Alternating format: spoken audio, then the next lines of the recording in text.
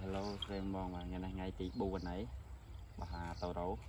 គឺយើងមកប្រហាត់វាគឺសាមញ្ញវាបាន1ម៉ែត្រកន្លះហើយគឺថ្ងៃនេះយើងយកឲ្យបានត្រឹម1ម៉ែត្រកន្លះបាន2ម៉ែត្រហើយសាមញ្ញថ្ងៃនេះយើងយកប្រហែលជា2ម៉ែត្រកន្លះឬ3ម៉ែត្រនេះមកចាប់តោកាន់ចុះយើងចាប់ដើមប្រហាត់វាយកចម្ងាយយើងហើយដំបូងគឺហើយត្រឹមតែប្រហែលជា2ម៉ែត្រសិនទេ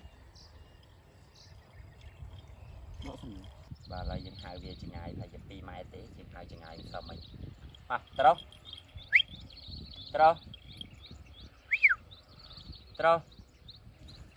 លឹបយោខ្សែវត្តចាំទៅហើយហៅវាចម្ងាយសាមញ្ញចាំមើលតិចទៀតយើងតឡើងវាប្រហែលជាកន្លះម៉ែត្រគឺវាទៅមិនស្រកបានប្រហែលជាអត់ទាន់ 10% ផងស្រកបានបន្តិចស្រកអត់តាមគ្រប់ 10% ទេ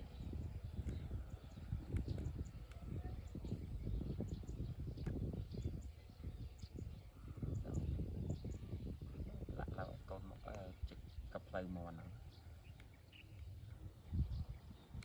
ត្រោ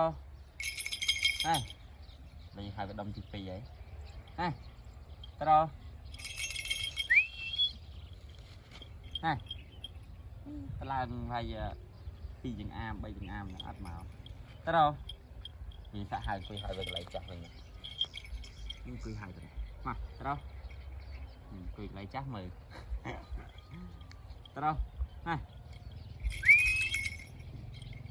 ត្រោ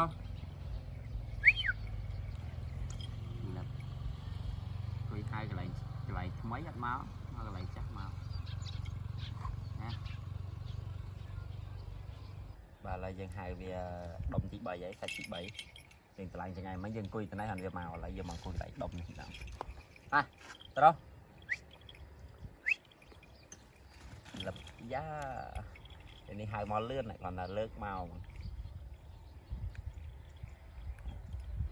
ដាក់ឡានេះយើងឲ្យវាស៊ីកូនមន់មួយកូនមន់ទាំងទូចដែរហើយវាស៊ីមួយបាទឥឡូវយើងហៅវាសាច់ទី4សាច់នេះសាច់ប្រហើយហើយសាច់ឡាបប្រហើយ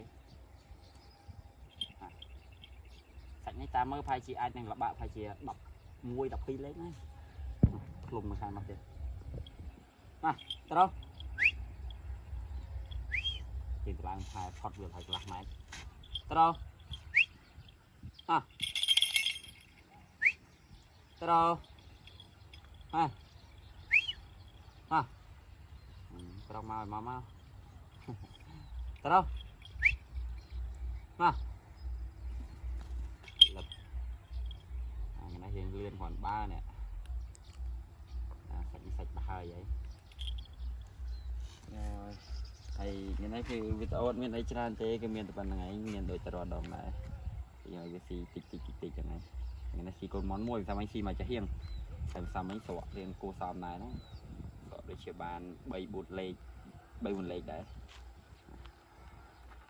ថ្ងៃនេះយើងបានចង្អៃថាជាអាចនឹងលបាក់4ម៉ែត្រđấy 3ម៉ែត្រកន្លះ3ម៉ែត្រកន្លះ4ម៉ែត្រហ្នឹងព្រោះពីបកងមកដល់ហ្នឹងប៉ុន្តែបងវីដេអូគឺមានអត់មានអីច្រើនទេគឺមានតែប៉ុណ្្នឹងហើយហើយកុំភ្លេចជួយ Subscribe ឆានែល YouTube ខ្ញុំម្នាក់មួយផងបាយបាយ